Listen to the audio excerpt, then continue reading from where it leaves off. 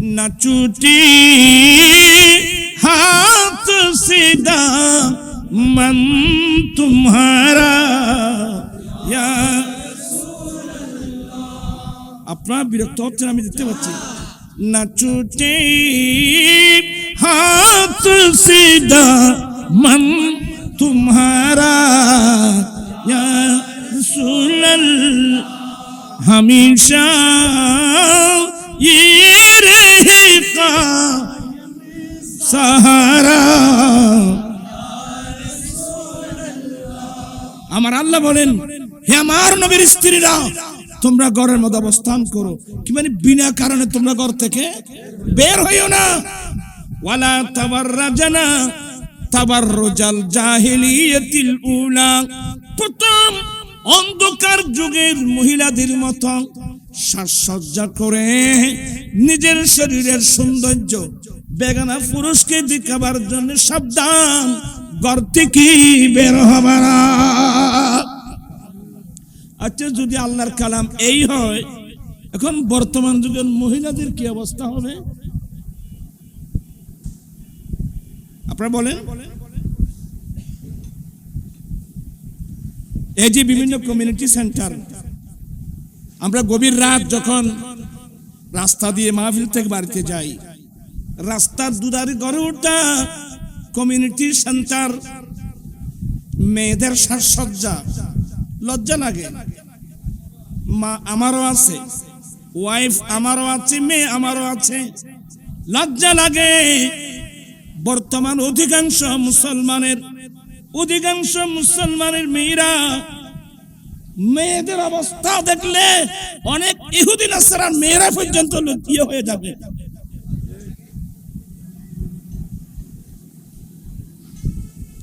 এখন ওয়াজ কোন দিকে করবো আমি তো নিজে বুঝতেছি না।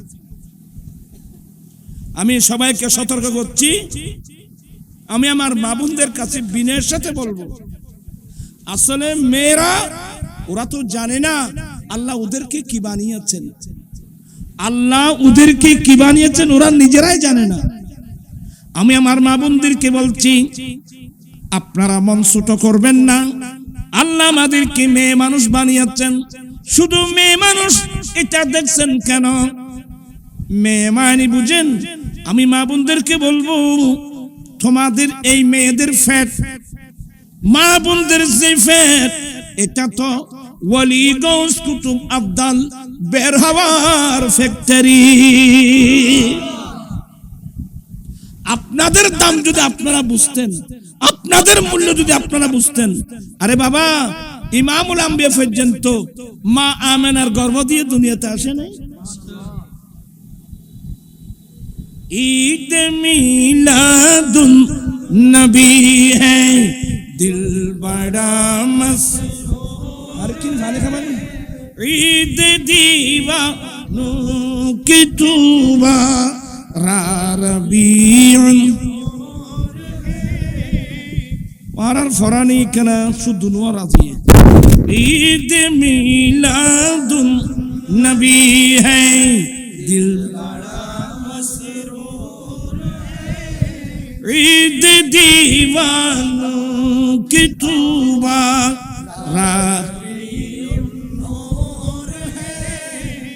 इस तरफ जो नूर है तो उस तरफ भी नूर है।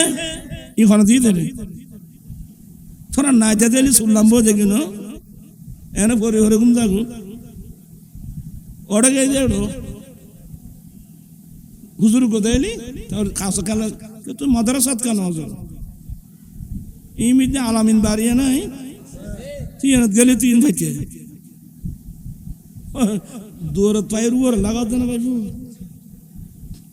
ঈদ মিলাদুন নবী হ্যায় দিল বড়া ঈদ दीवानो की तूबा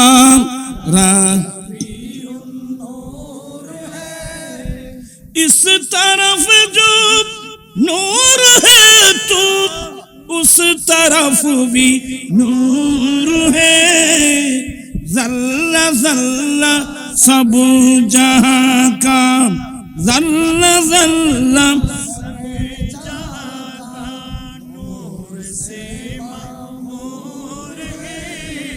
ईद मिलादुन नबी है दिल बड़ा मसरूर है ईद दीवानों की तौबा राबियुन नूर है এর কি লিখে দেব তুই সর্বদা কথা নাতি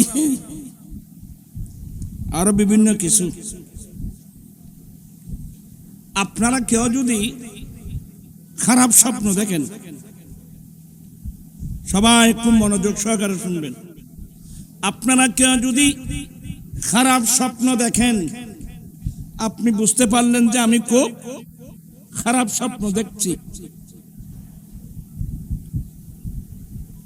এমনি সর্প দেখলে এটা শত্রু দেখার আলামত শত্রুর আলামত আপনি যদি কোনো খারাপ স্বপ্ন দেখেন আপনি ঘুম থেকে যখন জেগে উঠলেন বুঝতে পারলেন যে আপনি কিছু খারাপ স্বপ্ন দেখছেন একটা দোয়া পড়বেন সাথে সাথে তোরা তিন মক্ত ফান্না ফরাইল আপনার বেফু তোরা তো এখন আর কেউ দিতি না মক্ত ওষুধ করে যাবে এখন করো আল্লাহুম্মা ইন্নী আউযু বিকা মিন শাররি মা রাআইতু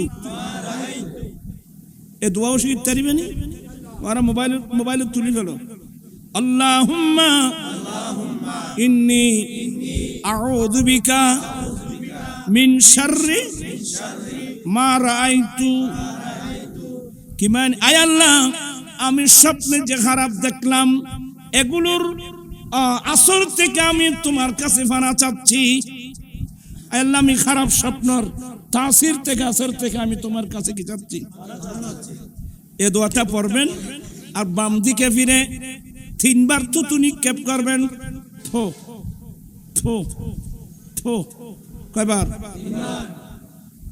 আসলে তোর গাল দিয়ে যেন কথা সুন্দর ভালোই দিয়ে ভালো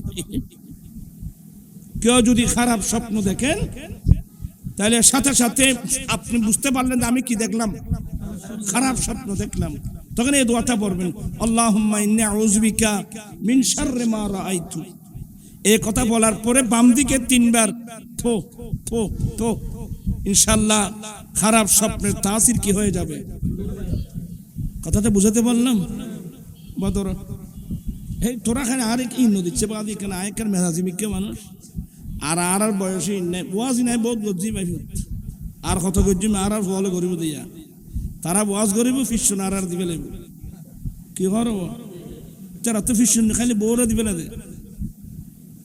আল্লাহ সবাইকে এগুলা বুঝার আসলে আমার ইসলামের নবীর ধর্ম ইসলামের মধ্যে কোনো জিনিসের কি নাই কোনো জিনিসের অভাব নাই তা আমরা তো এগুলো পড়ি না দুঃখনীয় বিষয় হলো ওখানে यहाँ खत्म खड़ गए गुजरे हुआ खड़ा असली हमदे ईद मिलादुन नबी है दिल बड़ा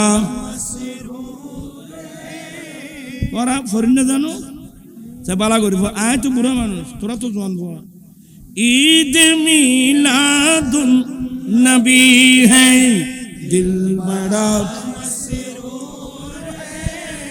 ঈদ दीवानों की तौबा रबीउन जश्न मिला दुन्नबी क्यों न झूमे आज हम जश्न मिला दुन्नबी क्यों न झूमे आज हम मुस्कुराती है बहारी मुस्कुराती है बहारी सब फजा पुर नूर है ईद मिलादुन नबी है ईद दीवानों की तौबा खूब दीवाना पढ़ो तुम सब दुरूद अब झूम झूम खूब दीवाना पढ़ो तुम सब दुरूद अब झूम झूम आज वो आया जहां में आज वो आया जहां में जो सरापा नूर है ईद नबी है दिल बड़ा मसरूर है आमिना तुझे को मुबारक शाह की मिलाद हो आमिना तुझको मुबारक शाह की मिलाद हो तेरी अंगन नूर बलके तेरी अंगन नूर बलके घर का घर सब नूर है ईद मिलादुन नबी है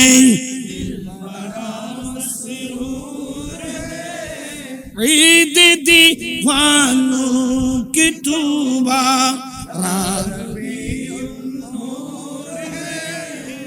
আসলে এতগুলো পর আমার ইয়ে ছিল না হযরতে মা আমেনা শাবাবুন রাদিয়াল্লাহু তাআলা শাবাবুন রাদিয়াল্লাহু তাআলা আনহা কারণ এখন এমন একদল মুসলমান আছে যারা আমার নবী মা বাবাকে কাফের বলে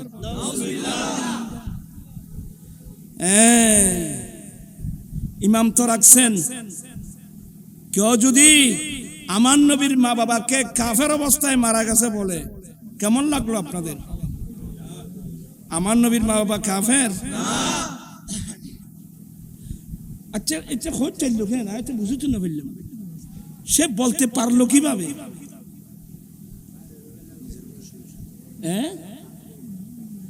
কিভাবে বলতে পারলো এরা আবার মুসলমান আমার নবীর মা বাবাকে তুমি কাফের বলছো আচ্ছা আমার নবীর অন্তর শান্তি হয়েছে না আঘাত পেয়েছে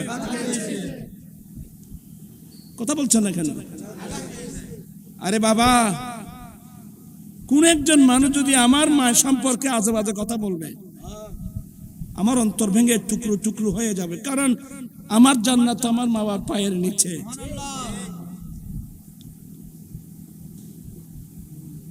আমার নবীর মা বাবা কাফের অবস্থায় মারা গেছে নাউযুবিল্লাহি মিন যালিক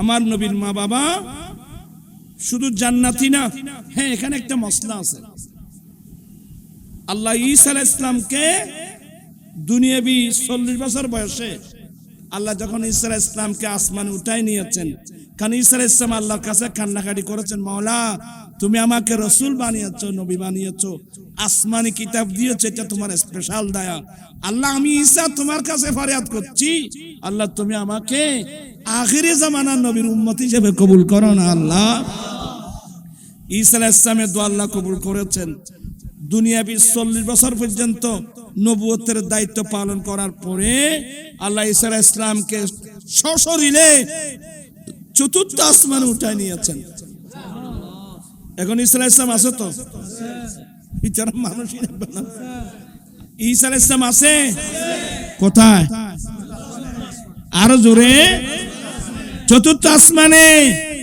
অপেক্ষা করছে জমিনে আসার জন্য আল্লাহর পারমিশন কখন হয় উনি আবার আসবেন তো কি জন্য শুধু আমার নবীর উম্মত হওয়ার জন্য প্রাণ পিসামি ভাইরা এত বড় বড় বড় 4 জন রাসূলের মধ্যে একজন এত বড় রাসূল হওয়ার পরেও উনি আমার নবীর উম্মত হওয়ার জন্য জমিনে আসতেছেন আসবেন আসবে তো এই বিষয়ে হাদিস আছে বুখারী মুসলিম বাবু নুজুল ঈসা পড়ুন ক্বালা যখনই ফরননি ফাগুন তোরা এনে উগ্গই মাদ্রাসা দিছেন এড হইলে ফর বাকি ক্বালা রাসূলুল্লাহি সাল্লাল্লাহু আলাইহি ওয়াসাল্লাম কাইফা আনতুম ইযা নাযালা ইবনু মারইয়ামা ফীকুম ওয়া ইমামুকুম মিনকুম। কষ্ট হচ্ছে? এই যে আমার মুখে মুখে পড়তেছেন, আপনার ফেরেশতায় আপনার আমলনামা এগুলো রেকর্ড করতেছে। এটা কিয়ামতের মাঠে বিরাট কাজ আসবে। আল্লাহর নবী বলেন, উম্মত, সেদিন তোমাদের মর্যাদা কত বড় হবে, যেদিন মরিয়মের ছেলে ঈসা আসমান থেকে জমিনে আসবে, কিন্তু ওয়া ইমামুকুম মিনকুম, ইমাম হবে তো তোমাদের মধ্য থেকে। তার মানে ঈসা আলাইহিস সালাম আসবেন কোথায়? সিরিয়ার রাজধানী দামেস্কের জামে মসজিদে। কোথায়? সিরিয়ার রাজধানী দামেস্কের জামে মসজিদে ফজরের জামাতে। কোন সময়? যখন ইমামতির মুসাল্লায় থাকবেন ইমাম মাহদী। ইমামতির মুসাল্লা কে থাকবেন? ইমাম মাহদী আমার নবীর বংশধর হবেন। ওনার বাবার নাম আব্দুল্লাহ হবে, ওনার মায়ের নাম আমেনা হবে। আমার নবীর বংশ দিয়ে আসবেন ইমাম মাহদী।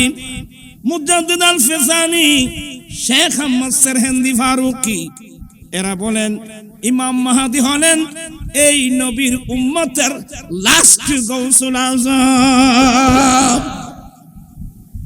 ইমাম মাহদী এই নবীর উম্মতের লাস্ট গৌসুল আযম। কথা বুঝতে পারছেন? এগুলো অনেক লম্বা আলোচনা, অনেক এগুলো বুঝবে না। যারা ইলমে তাসাব্বুহ মানে না এরা এগুলো বুঝবে না। কিন্তু ঈসা আলাইহিস সালাম আসবেন কোন জামাতে? কোন ওয়াক্তের জামাতে? আপনারা ওই সময় কোথায় থাকেন?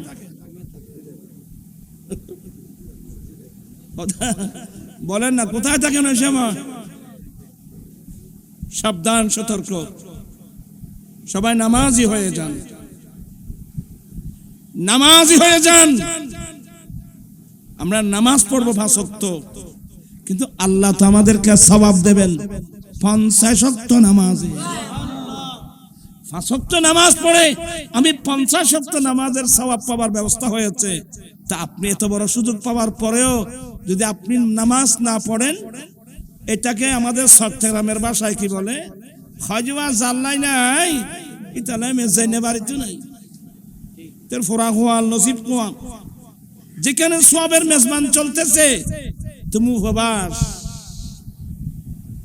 আমি প্রাণ কৃষ্ণাই ভাইদেরকে বিনয়ের সাথে বলবো, অতীত অনেক ভুল করেছি। আসুন আমরা আজ থেকে একটা সিদ্ধান্ত নিই, আমরা এখন থেকে মৃত্যুর আগ পর্যন্ত আমরা নামাজ কাজা করব না। আর আজকে যে কষ্ট পাচ্ছেন, এটা তো আল্লাহ ডাইরেক্ট কোরআন শরীফে বলছেন, ইস্তাইনু বিসসাবরি ওয়াস সালাত। বান্দা তোমরা সবর করো, নামাজ পড়ে পড়ে আল্লাহর কাছ থেকে তোমরা সাহায্য কামনা করো। আল্লাহ সবাইকে পঞ্চগানা নামাজি হবার তৌফিক দান করো। আসলে কথার নাম লতা, একটা বলতে গেলে আরেকটা আসে, বেড়ে যায়। আমি মা বোনদের কাছে খুব বিনয়ের সাথে বলবো, মা বোন মেয়ে আপনাদেরকে, আপনারা মেয়ে মানুষ, আপনারা অন্তর ছোট করবেন কেন? আপনাদেরকে কি বানিয়েছেন আপনারা নিজেরাই জানেন না। আপনাদের এই ফেক, এটা তো ওলি গৌস কুতুব আব্দাল বের হওয়ার একটা ফ্যাক্টরি, ঠিক কিনা ভাইরা আমার? এই জন্য নারী জাতির উপর আল্লাহ পর্দা ফরজ করেছেন। কথা বলছেন না কেন? আল্লাহ নারী জাতির উপর কি পর্দা ফরজ করেছেন। অনেক মানুষ পর্দা বুঝে না। আমাদের বাংলাদেশের টকশো চিনেনি, টকশো মানুষ কিন্তু নমাতে আমার এই টকশোর মিডিয়ার কত সাতান বই কিসের পর্দা? বোধ মহিলারা বলে কিসের পর্দা? অনেক মন্তব্য। আল্লাহ হেদায়েত নসিব করুক। আমি আমার মেয়েদেরকে, মা বোনদের কাছে বিনয়ের সাথে বলবো, আপনি যে বললেন কিসের পর্দা, তো পর্দা তো কোনো হুজুর রায় ফরজ করে নাই, পর্দা তো ফরজ করেছেন আল্লাহ। পর্দা তো কোনো হুজুর রায়, কোনো আলেম ওলামারাই ফরজ করে নাই, পর্দা ফরজ করেছেন স্বয়ং লা ইলাহা ইল্লাল্লাহ। আপনি পর্দার বিরুদ্ধে করতেছেন।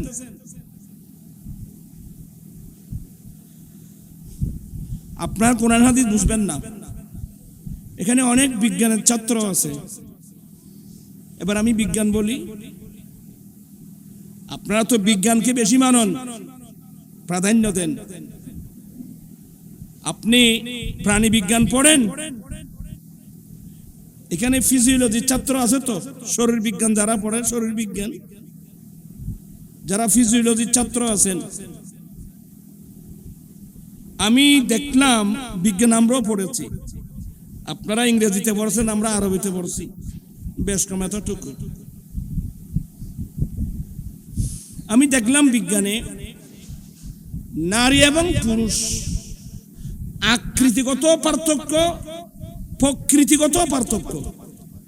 কি বললাম? নারী এবং পুরুষ আকৃতিগত পার্থক্য, প্রকৃতিগত পার্থক্য, 26টা পার্থক্য বিজ্ঞানে আছে। যেমন এদিন 24 তারিখ একটা ঘূর্ণিঝড় হলো না, না না সরি, এদিন কিবার, এটা 17 তারিখ একটা ঘূর্ণিঝড় হয়েছে না, কি নাম? হ্যাঁ,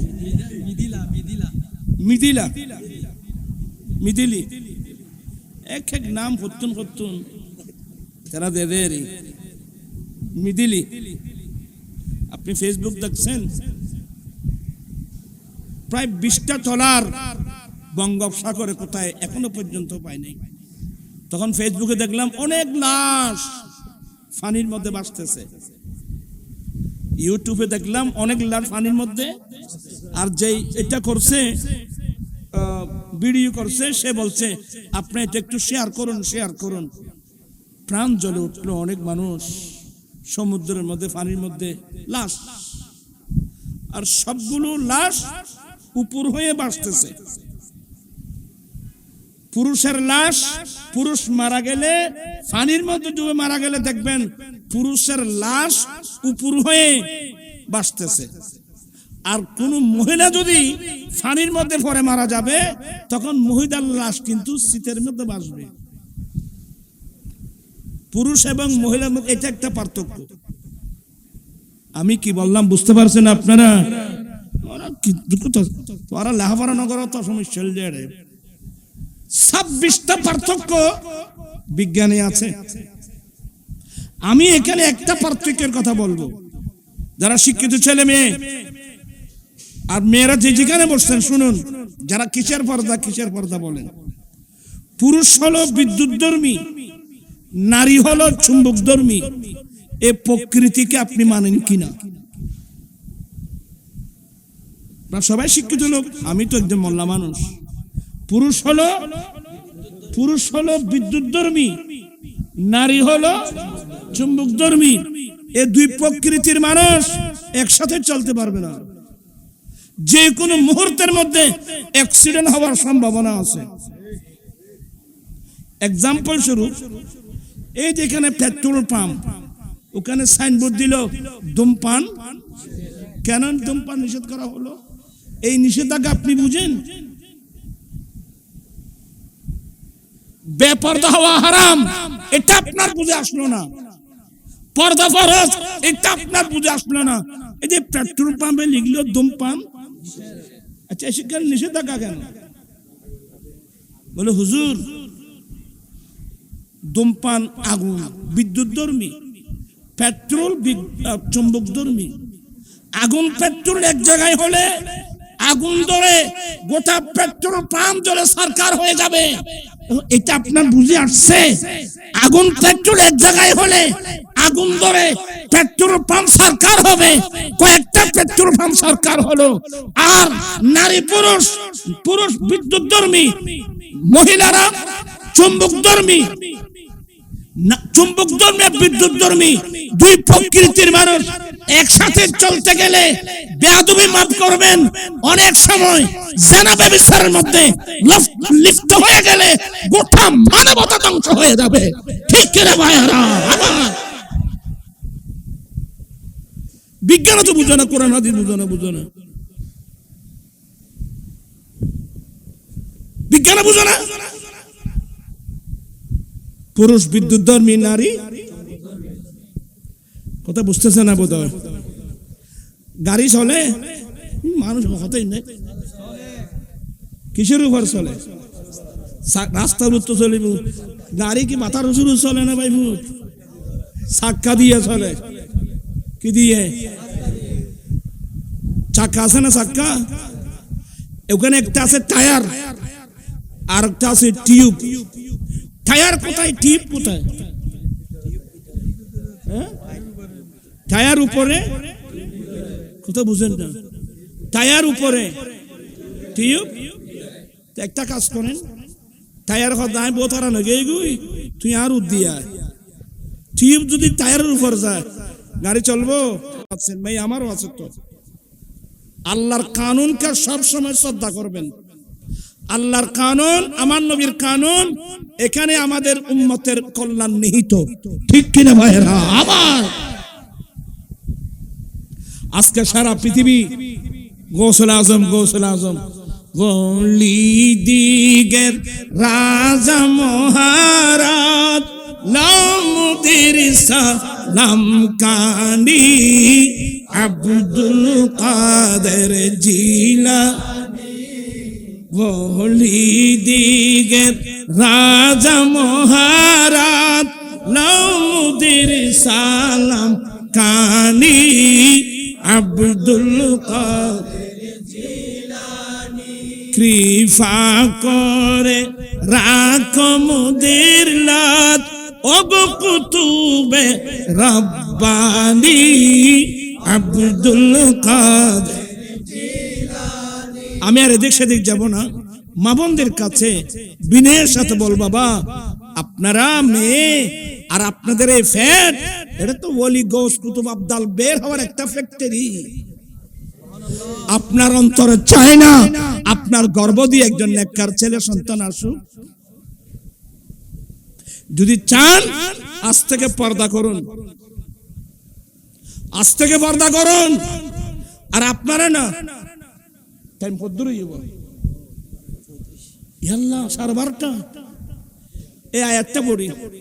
বিসমিল্লাহির রহমানির রহিম। ইয়া আইয়ুহান নাবিয়্যু কুল লিআজওয়াজিকা ওয়া বানাতিকা ওয়া নিসাইল মুমিনিনা ইউদিনিনা আলাইহিন্না মিন জালাবিবিহিন্না যালিকা আদনা আইউরাফনা ফালা ইউযাইন। আল্লাহ বলেন, হে নবী আপনার স্ত্রী, আপনার সাহাবজাদিগণ কিয়ামত পর্যন্ত আনে ওয়ালি মুমিনা মহিলাদেরকে বলে দেন। আপনারা আমার ভাষা বুঝতেছেন? হে নবী আপনার স্ত্রী, আপনার কন্যা, আপনার সাহাবজাদিগণ এবং মুমিন মহিলা, এদেরকে বলে দেন, এরা যখন ঘর থেকে বের হবে বড় চাদরের একটা অংশ মোটা মোটা, আরব স্থানে মহিলার একটা মোটা চাদর ব্যবহার করে, বড় চাদরের একটা অংশ এনে যেন মুখের উপর দেখে দেন, এটাকে নেকাব বলা হয়। এরা যেন মুখের মধ্যে নেকাব পরে বের হয়। এটা কি? মহিলারা যখন আপনার স্ত্রী, আপনার সাহাবজাদিগণ মুমিনা মহিলা ঘর থেকে বের হওয়ার সময় বড় চাদর একটা অংশ এনে মুখের উপর দেখে দেয়, অর্থাৎ নেকাব পরে বের হয়।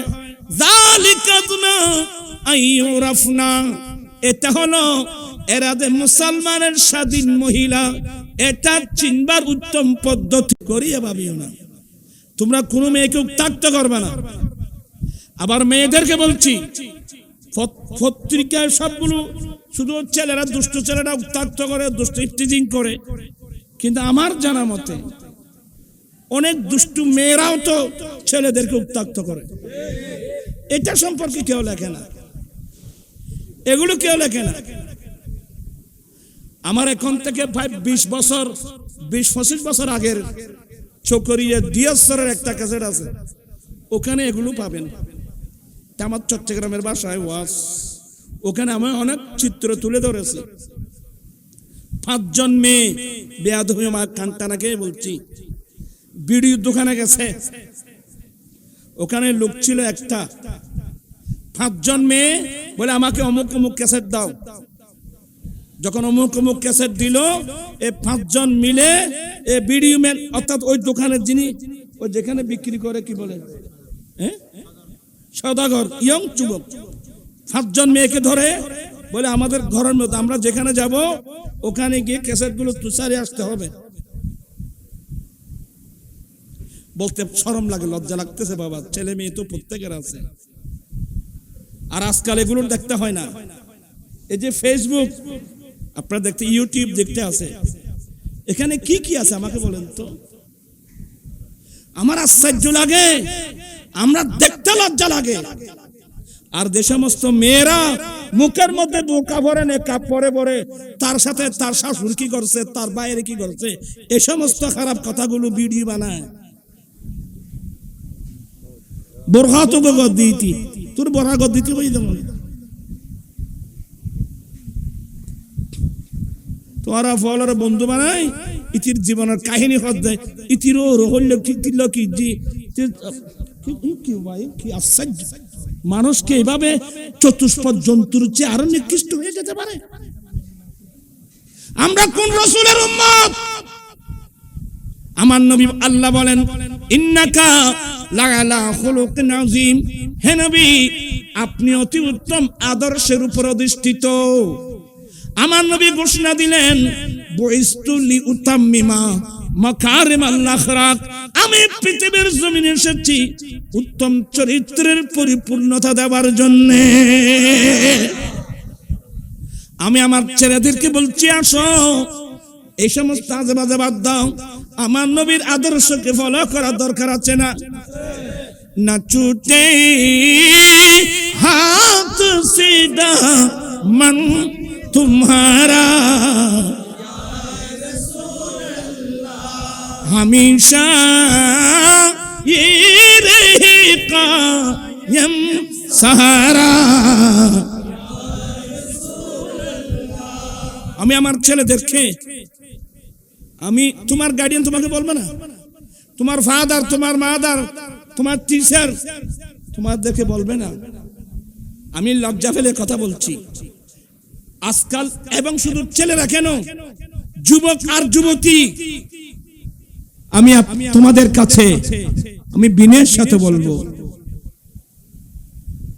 এই ফেসবুকে ইউটিউবে অনেক ভালো ভালো জিনিস আছে। ফেসবুকে অনেক ভালো ভালো জিনিস আছে, কোরআন শরীফ আছে, হাদিস আছে, ফিকহ আছে, ফতোয়া আছে, তাফসীর আছে, নাত আছে, মিলাদুন নবী আছে, অনেক ভালো ভালো জিনিস আছে। তার পাশাপাশি খারাপ জানা ব্যভিচার কাকে বলে, কয় প্রকার, কি কি উদাহরণ সহ বুঝাই দাও, এগুলো বলতে আমার লজ্জা লাগতেছে বাবা। তবে আমি লজ্জা ফেলে নসিহতমূলক কথা বলছি। তোমরা যুবক যুবতীরা, অধিকাংশ ছেলে মেয়েরা খারাপ চিত্রগুলো বেশি দেখে। রাতের বেলায় ঘুমাতে গেল ওই মোবাইল একটার পর একটা চ্যানেল টানতেছে, এগুলো জেনা ব্যভিচারের চিত্র। আমি আমার নিজের ছেলে মেয়েদের মতো করে তোমাদেরকে নসিহত করছি, বাবা জীবনে কোনোদিন ভুল করবা না, এই খারাপ চিত্রগুলো তোমরা দেখবা না। দেখলে হবে কি, এই সমস্ত খারাপ চিত্র দেখলে মাথা থেকে পা পর্যন্ত তোমার গোটা যৌনাঙ্গ সক্রিয় হবে, তুমি তোমাকে কন্ট্রোল রাখতে পারবে না, তোমার বীর্য নষ্ট হবে। তুমি কি জানো তোমার বীর্যের মধ্যে আল্লাহ কি কি নিয়ামত রাখছে? আর এই বয়সে যদি তুমি এইভাবে প্রত্যেক দিন এগুলো দেখে দেখে তোমার বীর্যগুলো নষ্ট করো, আর তুমি যখন দাম্পত্য জীবনে যাবে, তুমি তোমার ওয়াইফের কাছে ব্যর্থ হবা, তখন তোমার ওয়াইফ পরকে প্রেমে পড়বে, শুরু হয়ে যাবে তোমার সংসারের মতো অশান্তির আগুন। ঠিক কিনা ভাইরা? আবার ধ্বংস হয়ে যাবে, বরবাদ হয়ে যাবে। এগুলো কেউ বলবে না। আমি লজ্জা পেলে তোমাদেরকে বাঁচানোর জন্য বলছি। আজকে যৌতুক বিরোধী আন্দোলন 15 বছর। এই দিন আমি ইন্ডিয়া অ্যাপোলো থেকে অপারেশন করে আসলাম। একজন ভাই বিছে বাড়া লোক কাতারে গেলাম, কোরবানির সময় এখানে ছিলাম, এতে দেখলাম হাড়াদারি এক জায়গায়, ওই মেয়ের বাড়ি থেকে কোরবানির সময় একটা ছাগল পাঠালো। গরু কেন পাঠালো না? নিজের এই স্ত্রীকে মারতে মারতে মারতে মারতে সাপ মেরে ফেলছে। আমরা কোন দেশে বসবাস করতেছি? আমি আমার ছেলেদেরকে বলবো, আমি প্রয়োজনে রিক্সা টেনে উপার্জন করব, আমি প্রয়োজনে ঠেলা গাড়ি টেনে উপার্জন করব, আমি প্রয়োজনে দিন মজুরি কাজ করে উপার্জন করব। তারপর আমি ভিক্ষা চাইবো না। যৌতুক সামানে কমপ্লিট ভিক্ষা চাওয়া। ঠিক কিনা ভাইরা? আবার নবীর বিয়ে করবার নিয়ত কি? 1 নম্বর আমি নবীর সুন্নাত আদায় করব। 2 নম্বর, আয় আল্লাহ তোমার পক্ষ থেকে একজন নেককার ছেলে পাওয়ার আশায় আল্লাহ, আমি জানি তুমি আসমান থেকে দপ করে আমাকে ছেলে সন্তান দিবে না। আল্লাহ ছেলে সন্তান পেতে হলে তোমার নবীর সুন্নাত মোতাবেক একজন মেয়েকে শাদী করতে হবে, স্বামী স্ত্রী মিলন করতে হবে। এই পদ্ধতি তুমি আমাকে নেক ছেলে দান করবে। মাওলা একজন নেককার ছেলে সন্তান, যেই ছেলে 5 ওয়াক্ত নামাজ পড়ে পড়ে আল্লাহ তোমার কাছে দোয়া করবে, আল্লাহুম্মা রাব্বিরহামহুমা কামা রাব্বায়ানি সগীরা। যে ছেলের দোয়ার দ্বারা আমি মারা গেলেও আমার আমলনামা কিয়ামত পর্যন্ত চলতে থাকবে। আপনি যদি নেককার ছেলে সন্তান পাওয়ার আশায় বিয়ে করেন, আল্লাহর কসম করে বলবো আপনি কোনোদিন যৌতুক দাবি করতে পারবেন না।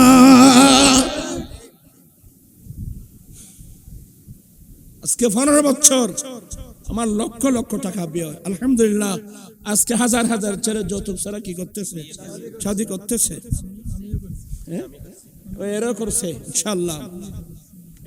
এক সময় বিয়ে বাড়িতে নাচ গান, ওই যে রফিকে হয়ে দিয়ে বাস্তব তো আলহামদুলিল্লাহ এখন নাত রসুল চলতেছে, চলতেছে না? যে ভালো না? কত সুন্দর নাচ। সোনার মদিনা আমার প্রাণের মদিনা, সবই বলিব কিন্তু তোমায় ভুলতে পারি না, সবই বলিব কিন্তু তোমায় ভুলতে পারি না। মাগিনুত আওয়াজ আছে না? কটা আওয়াজ দিবে? সোনার মদিনা আমার সবই বলিব বলিনি ভুলব না, বলতে পারি না, বলিনি ভুলব না, বলতে পারি না, সবই বলিব কিন্তু তোমায় বলতে পারি না। এই নাতগুলো কেমন লাগে? ও মদিনা তোমায় বলতে পারি না, ব্যাকরণ না ভরত তো। ও মদিনা তোমায় বলতে পারি না, কি করে বলবো তোমায়, বলো না, বলো না। তোমারই বুকে শুয়ে যাকে সৃষ্টি করিলে আমার রব্বানা কিছুই সৃষ্টি করতো না। লন্ডন, প্যারিস, ওয়াশিংটন, বার্লিন যেতে চাই না, হংকং, প্যারিস, টোকিও, সিঙ্গাপুর চাই না। মন আমার যেতে চাই একটি জায়গায়, আরে যেই জায়গাটির নাম হলো সোনার মদিনা, যেই জায়গাটির নাম হলো সোনার মদিনা। সোনার মদিনা আমার প্রাণের মদিনা, সোনার মদিনা আমার প্রাণের মদিনা, যেই জায়গাটির নাম হলো সোনার মদিনা। এই নাতগুলো অনেক ভালো না? আলহামদুলিল্লাহ আমি বোঝাতে সক্ষম হয়েছি।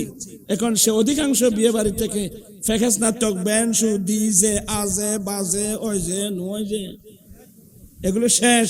এখন বিয়ে বাড়িতে আমার নবীর নাত রসুল চলতেছে, কোরআনে পাকের তেলাওয়াত চলতেছে, অনেক জায়গায় মিলাদ নবীর মাহফিল হচ্ছে, অনেক জায়গায় বুখারী খতম পর্যন্ত হচ্ছে। ইনশাআল্লাহ আমি পাবো তো। আমি অনেক গালি শুনছি। আমার ভাইরা, বিনয়ের সাথে বলবো, আপনারা আমাদের দেশে যে যৌতুক প্রথা, এগুলো হিন্দু প্রথা। যৌতুক প্রথা এটা হিন্দু প্রথা। আপনারা এটা হিন্দু, যেহেতু হিন্দুরা মারা গেলে সমস্ত সম্পদগুলো ছেলেরাই পায়, মেয়েরা এক পয়সাও পায় না। এই জন্যে বিয়ে দেওয়ার সময় বাবা ওনাকে এক মুষ্ঠ আগে ভাগে দিয়ে দেয়। তা আপনি কেন দিবেন? ওয়ালিদ যাকারে মিসলু হাজ্জিল উনসায়াইন, একজন ছেলে দুই মেয়ের সমান পরিমাণ সম্পদ। কি মানে, আমি যদি 8 আনা পাই, আমার 2 বোন মিলে 8 আনা, মানে 4 আনা। তা আমার বোন কি পাচ্ছে?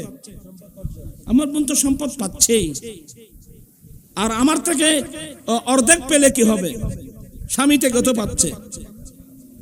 আমাদের দেশে কিছু ঠকশো ছিল, ইবলিশ আছে, কত ইবলিশ নাস্তিক ছিলেন, নাস্তিক কিছু নাস্তিক ছিল, ঠকশুতে বসে বসে বলে না, ইসলাম ধর্মের যে সমবন্টনের যে আইন, এই বৈষম্যতা দূর করতে হবে। কি বৈষম্যতা মানে? বলে ভাই যদি 8 আনা পায়, বোন 4 আনা কেন? 50-50 ভাগ।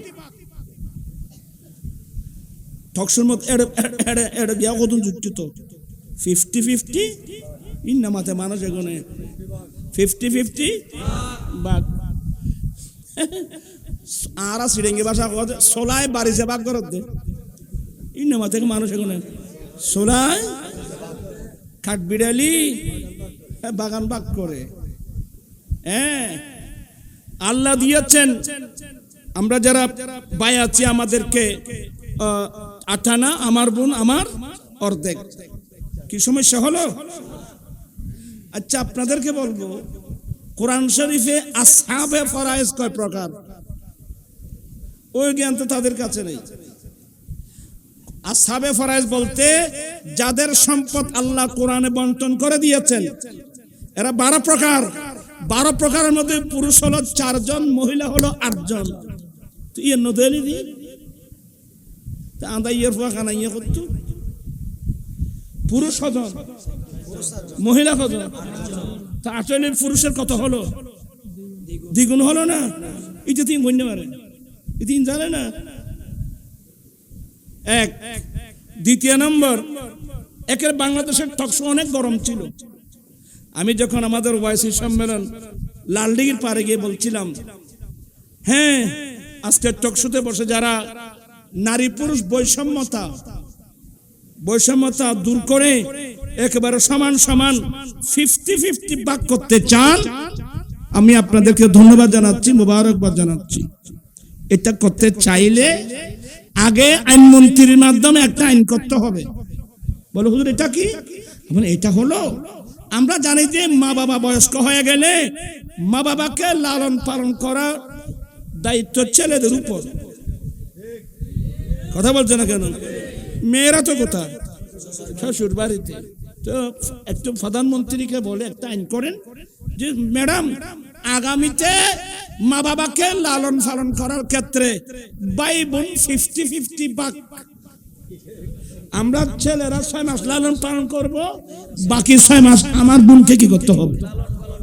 ওইটা করতে পারেন কিনা আগে দেখেন। করতে পারবে? ইবে গরম মাত্র মাই হবে, এখন ছাড়া লই বাইরে সিডেঙ্গে বাসা মারবে তো ফোরা ফাইলে তো তোর ওখানে আনিন করতে আয়, ওর বাড়ি করছি না মা বাপ পাইলুম পারবে? যেহেতু 50-50 ভাগ, মা বাবাকে লালন পালন করার ক্ষেত্রে 50-50 ভাগ করা যাবে? অতএব তরকা বন্টনের ক্ষেত্রেও 50-50 ভাগ করা যাবে না। আরেকটা মশলা, তৃতীয় নম্বর, অনেক বাবা মারা গেলে 6-7 জন কন্যা সন্তান রেখে যায়। এগুলোকে লালন পালন কে করে? এগুলোকে লালন পালন থেকে আরম্ভ করে বিবাহ শাদী পর্যন্ত সবগুলো ভাইয়েরাই বহন করে, ঠিক কিনা? তো তোরা গুতো দিবই দেখুন। আমি সেদিন বলছিলাম, হ্যাঁ, মেয়েদের জন্য প্রাণ জ্বললে একটা কাজ করেন, হিন্দু মহিলারা তো 1 পয়সাও পায় না, আপনি একটা কাজ করেন, হিন্দু মহিলাদের জন্য আন্দোলন করেন, আমরাও আপনাদের পক্ষে সহযোগিতা করব। ইতি এখনো না ভাই, ইবে তো সেরান হইলো ভাই, হিন্দু পাড়ার মেয়ে ভাই এখনো না ভাই, ইতিলে মাছ না, ইতিলে মাছ তুমি এটা গুতুই তো হচ্ছে দেয়, এটা টকশো তারপর দিন যাই তো, তারপরের দিন টকশো শেষ।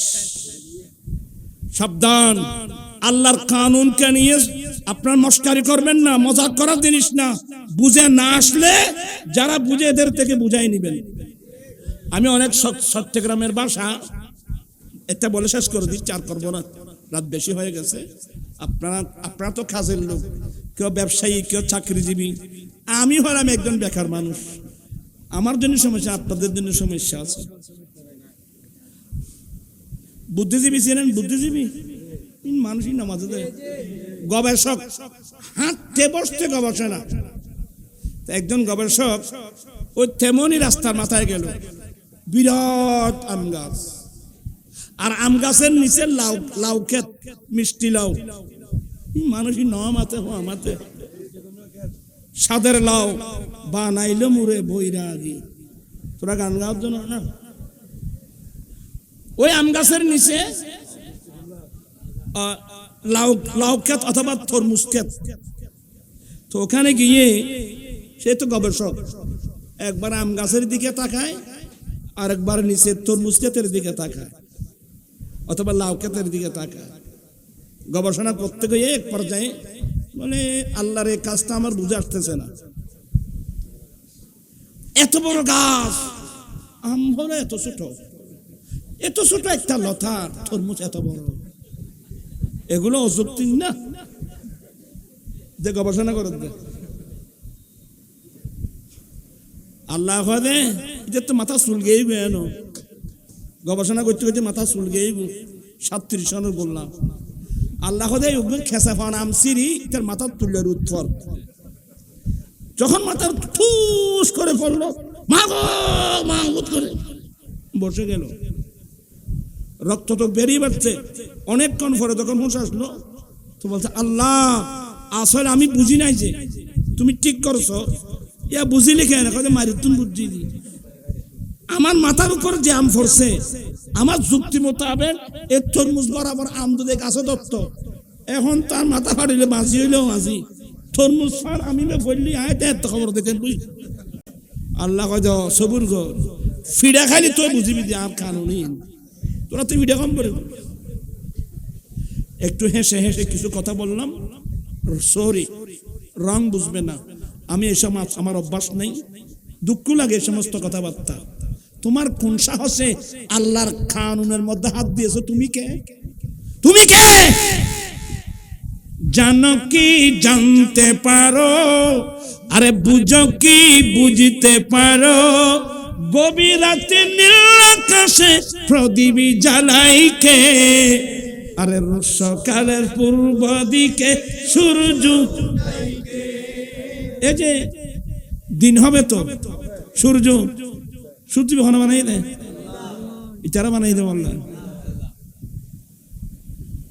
হ্যাঁ, দিন হচ্ছে, রাত হচ্ছে, হায় হায় হায়, আমাকে কে বানিয়েছে? আপনার ব্রেন কে দিয়েছে? চোখ কে দিয়েছে? এই যে চোখ দিয়ে দেখতেছো, হ্যাঁ, কে দিয়েছে? তুমি তুমি হায় হায় হায়, এই 2 চোখের মূল্য দিতে পারবা? আসলেই তারা আধা বানানো আছে তো বুঝতো। আমরা যখন 76-এ সোবানিয়ার ছাত্র, তখন বিশ্ব রোড হয় নাই, সব গাড়ি আসতো ওই যে চন্দ্রকোনার গাড়ি, অর্থাৎ কাপ্তার গাড়ি, রাঙ্গামাটির গাড়ি, তারপরে ওই যে খাগড়াছড়ির গাড়ি, কক্সবাজারের গাড়ি, সবগুলো অলি খাম মসজিদের সামনে দিয়ে যেত। ঈদ তামিলি ঈদ আদায় যোগ্য আছিল, তার কথা আমার এখনো মনে পড়ে। আমি অন্ধ কুফালে মন্দ আপনাদেরকে জানাই, আমার মতন ফোরা কুফাল এই সংসারে নাই। এমন ভাবে বলতো, আমরা তো গরিব ফ্যামিলির ছেলে, আমাদের পকেটে পয়সা ছিল 5 পাই 10 পাই 4 আনা 8 আনা। তো এগুলো তার কথা শুনে আয়না দিয়ে তাকে দেখতাম, চোখের পানি পড়তো, তো তাকে দিয়ে দিতাম। তো দেওয়ার পরে বলতাম যে চোখের পানি আসতো, আয় আল্লাহ তুমি ইচ্ছা করলে এর মতো আমাকে হতো তুই অন্ধ বানাতে পারতি। প্রাণ পিছনে বাইরা দয়া করে আল্লাহ চোখ দিয়েছে, এই মোবাইলের মধ্যে জানাবে বিচারে সুতরিন চাইবেন না, চোখকে হেফাজত করো, সবকিছু হেফাজত করো। আল্লাহ আমরা সবাইকে আমার নবীর দামান ধরে চলার তৌফিক দান করুন। আপনারা আসলে কথা লাইন করা অনেক দেরি হয়ে যাবে, কষ্ট হয়ে যাবে। ওই ফার্স্টে যে কথাটা বলছিলাম, যে একটা প্রশ্ন ছিল যে সাহাবা একরাম যেটা ভালো ছিল তা ভালো বলছে, যেটা খারাপ ছিল আপনারা বোধহয় ভুলে গেছেন। আমি এদিকে অনেক দূরে চলে আসলাম, তো ইনশাল্লাহ আমি রাস্তা ভুলি নাই, আমার স্মরণ আছে। তা আসলে সাহাবা একরাম যেটা বলছেন, তো হুজুর ওরা তো ঠিকই বলছে, ওরা যিনি ভালো ছিল ভালো বলছে, যিনি খারাপ ছিল খারাপ বলছে। আপনারা তো কেউ এটা খারাপ ছিল বলেন না। আমরা বলি না যে আল্লাহর নবী আরেকটা কানুন দিয়েছেন, উযকুরু মুহাসিনা মাউতাকুম। উম্মত তোমরা কোন একজন আমার উম্মত মারা গেলে, তোমার ভাই বেরাদর মারা গেলে, তোমরা তার খারাপ সাইড গুলো তোমরা ওগুলো বর্ণনা করিও না, তার খারাপ সাইড গুলো তোমরা দেখবা না। তার জীবনে যেগুলো ভালো কাজ করছে তোমরা তার ভালো কাজগুলো পরস্পর তোমরা আলোচনা করো। আমার ভাইয়েরা, প্রাণ ইসলামী ভাইয়েরা, কোন মানুষ মারা গেলে তার খারাপ সাইডগুলো বর্ণনা করা আমার নবীর নিষেধাজ্ঞা জারি করেছেন। যার কারণে আমরা বলি এই লোকটা কেমন ছিল, খুব ভালো ছিল, এটা মিথ্যা সাক্ষী না। খুব ভালো হওয়ার পিছনে একটি দলিল, এই লোকটা মুশরিক ছিল না, এ মূর্তি পূজা করতো না, এ শিরক গুনাহ করে নাই, সে আমার ভাই মুসলমান ছিল, যদিও বা সে গুনাহগার, সে কিন্তু শিরক গুনাহ করে নাই, মূর্তি পূজা করে নাই, সে আল্লাহর উপর ঈমান এনেছেন, নবীর উপর ঈমান এনেছেন, ঠিক কিনা? আয় হাদিস আগুন হইতেন না হলে তোমার আমি বুঝতে না। আসুন, আমরা অনেক দোষ করেছি, ত্রুটি করেছি, আমরা তওবা করে ফিরে আসার সুযোগ আছে তো? কি বলেন বাবা, আছে তো? আর যারা আমাদের অপরাধ হয়ে যায় এদেরকে নিয়ে বাজে মন্তব্য করবা না। অনেক মানুষ, একটা হাদিস শুনাই, আমার নবী বলেন তাখাল্লাকু বিআখলাকিল্লাহ, এ আমার উম্মত তোমরা আল্লাহর চরিত্রবান হও, তোমরা আল্লাহর চরিত্রবান হও। আল্লাহর চরিত্রের মধ্যে একটা হলো আল্লাহর নাম সত্তারুল উয়ুব। আল্লাহ বান্দার আয়েব ত্রুটি প্রকাশ করে না। আল্লাহ এত বড় দয়ালু, আল্লাহ এত বড় দয়ালু, আল্লাহ বান্দার আয়েব ত্রুটিগুলো গোপন করে রাখছেন। প্রাণ ইসলামী ভাইয়েরা, আমরা মানুষের দোষ ত্রুটি বয়ান করি, আমার নিজের জীবনের দিকে দেখেন, আপনি আপনার জীবনের দিকে দেখেন। আমাদের আইবগুলো আল্লাহ গোপন করে রাখছে বলে নুরি মসজিদে আজান হচ্ছে, একামত হচ্ছে, সাফাই হচ্ছে, নতুবা কোন পয়সাওয়ালার ছেলে গিয়ে মসজিদে আজান দিয়েছিল, কোন পয়সাওয়ালার ছেলে গিয়ে মসজিদের দরওয়াজা খুলেছিল। এই গরিব গরব এগুলো আছে বলেই আল্লাহর ঘরের আজান চলতেছে, একামত চলতেছে। কিন্তু আজকে আপনি সম্ভ্রান্ত পরিবার, চমৎকার ব্রেনের অধিকারী, আপনার রক্তের মধ্যে যাকাত ফিতরার চাপ নাই। আপনার এই ভালো ফ্যামিলির একজন ছেলে যদি আজকে একজন ভালো আলেম হতো, সে নিজের শুদ্ধভাবে কোরআন হাদিস বুঝতো, জাতিকে বুঝাতে পারতো, দেখতেন যে অনেকাংশে দ্বন্দ্ব কি হয়ে যেত, কমে যেত। তো দ্বন্দ্ব তো আপনারাই বাড়াই দিলেন, আপনারা দ্বন্দ্ব বাড়াই দিলেন, আর আপনারা বসে টকশোতে বসে সে আলেমদের দুর্নাম করেন। দুর্নামটা কিন্তু আপনার। হাসরের মাঠে আপনাকে জবাবদিহি করতে হবে। কান্না আসে, চোখের পানি আসে যাবে। গৌসে পাকের জীবনীর মধ্যে রফিক বলতেছিল, আমি শুনছিলাম, গৌসে পাক যার ফাতিহা ইয়াজদহম উদযাপন হচ্ছে, আমরা করি। বাগদাদের রাস্তা দিয়ে যাচ্ছিলেন, গৌসে পাকের একটা উপাধি মহিউদ্দিন, দিন কো জিন্দা করনে वाला, ধর্মের পুনর্জীবন দানকারী। আর খাজা গরিব নওয়াজ উপাধি মুঈনুদ্দিন, দিন কো মদদ করনে वाला, ধর্মের বড় সাহায্যকারী। কেউ ধর্মের পুনর্জীবন দানকারী, আর কেউ ধর্মের সাহায্যকারী। আমরা কোন ভাগে পড়লাম? বাড়িতে গিয়ে একটু বসে বসে বলে, নুরি হুজুর এটা কি বললেন, আমরা কোন ভাগে পড়লাম? তা আপনার বিচার আপনি করবেন, আমি কেন বলবো? সব কথা আমি কেন বলবো? আপনি নামাজ পড়াচ্ছেন, আপনার ওয়াইফ নামাজ পড়ে, আপনার ছেলে মেয়েরা নামাজ পড়ে, এ বিষয়ে আপনার ভূমিকাটা কি আমাকে একটু বলবেন? আপনার বিচার আপনি করুন। হুজুরা বলে দরকারটা কি? আল্লাহ সবাইকে হেদায়েত নসিব করুক, বুঝার তৌফিক দান করুক। আমি একটু বেশি বললে আপনারা নার্ভাস হয়ে যাবেন। এখন গোটা মার্কেট, খাসা বাজার পর্যন্ত মহিলারা করতেছে। আমি কি ভুল বলছি?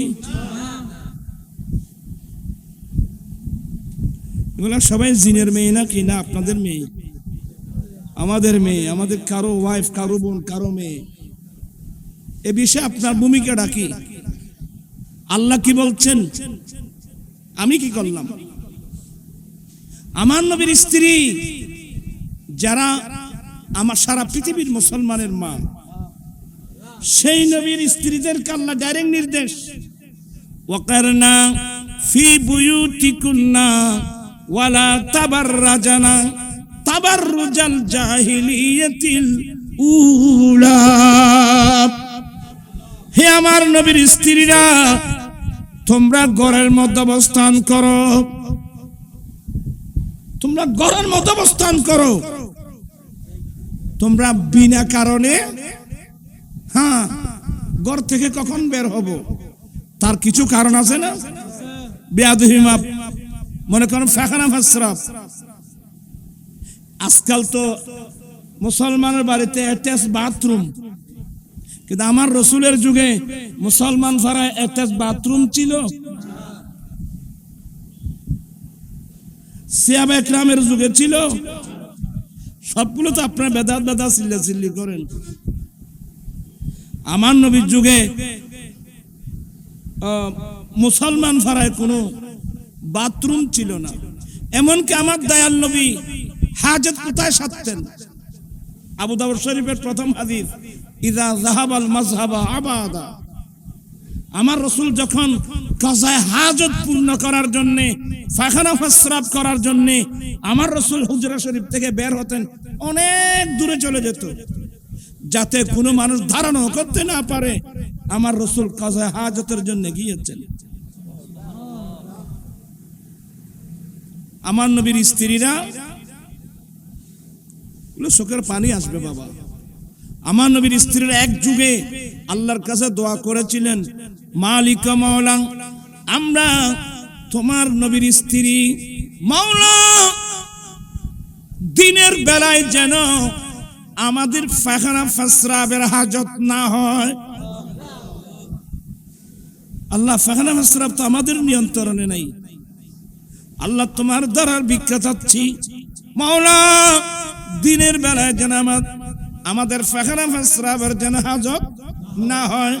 কারণ হাজত হলে তো আমরা ঘর থেকে বের হব, বেগানা মানুষ দেখবে।